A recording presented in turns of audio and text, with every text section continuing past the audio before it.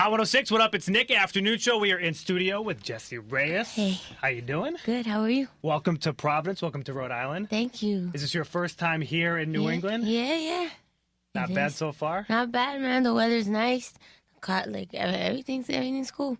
This is a cool way for you to see the country. I mean, I know you are just starting out, but going around doing all this radio promo tour, it's got to be a pretty interesting experience. Yeah, it's new. It's new, but it's cool, man.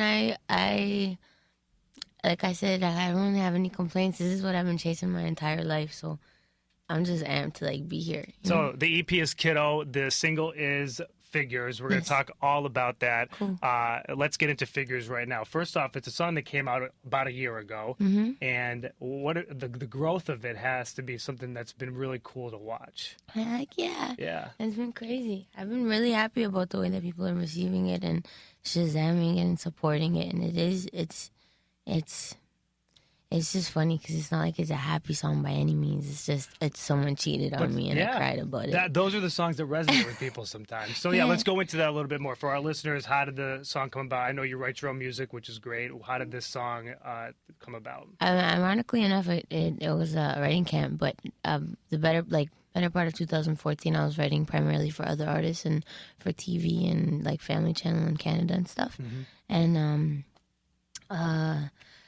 Jeremiah Thomas from BMG had heard my stuff and they wanted me to write, and he sent me to Sweden for a writing camp. And the way they work, for anyone that doesn't know, for example, they'll get 6 writers and 6 producers and then have different rooms in a studio, and it's kind of like musical chairs, and then you wait, you do Monday, okay, see what pops out of this room, switch Tuesday, see what pops out of this room.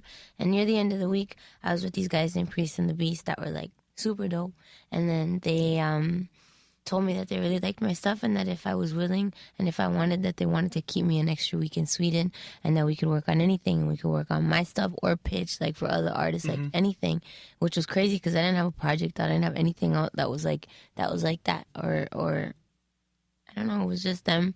It was them having a little bit of faith in me, and I was like, all right, cool, let's do it. And I was amped because I was depressed over the breakup, and I don't know if you ever been in a breakup where you're in the same city with the person, and it's still see them. It sucks. It's awful. Hell yeah. So when they said that were giving me an extra week, to me that was okay, thank God. I get a little bit more time to heal my wound away from the poison. And it was I was late the day of the session because I was crying all night, which it's so strange to have something like this and have all these opportunities pop up from such a negative occurrence. But people are resonating with it. I was on Spotify last night, 15 million streams just on Spotify alone of that song. So sometimes through the worst part, it's 2 things when you're writing a song, I think. It's either the worst of times or the best of times, and those seem to resonate the most with people. So we talked about the streaming numbers. We talked about how people are resonating with the song. What was it like for you to perform it on The Tonight Show with Jimmy Fallon? First late night performance, what was that like? Crazy.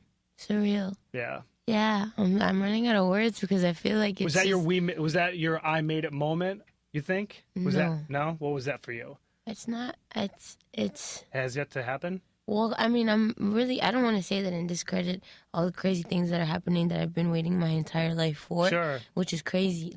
But I have bigger goals that I not bigger, but just Grammys on the wall that I want to see, and a farm for my dad, and start a foundation, start an orphanage, name it after my mom, and be able to have a solid multiple decade if I'm blessed enough to see that much life. Sure. A multiple decade career.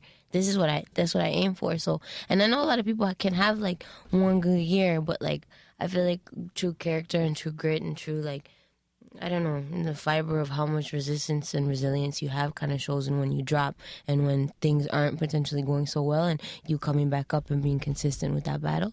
So that's why it's dope, but I also want to keep myself grounded. And my dad gives me some good advice. He's when the highs get high, he's don't get too high because then the lows are going to get low, and you can't get too low. You just have to stay stay level. Yeah. But I think that's good perspective. That's a perspective I think other people in this industry should kind of take to heart a little bit. Sometimes you get a little bit of success that goes to your head, and then you're out. That's it. That's crazy. I mean? That's terrifying. That's terrifying. So, yeah, I don't want to do that.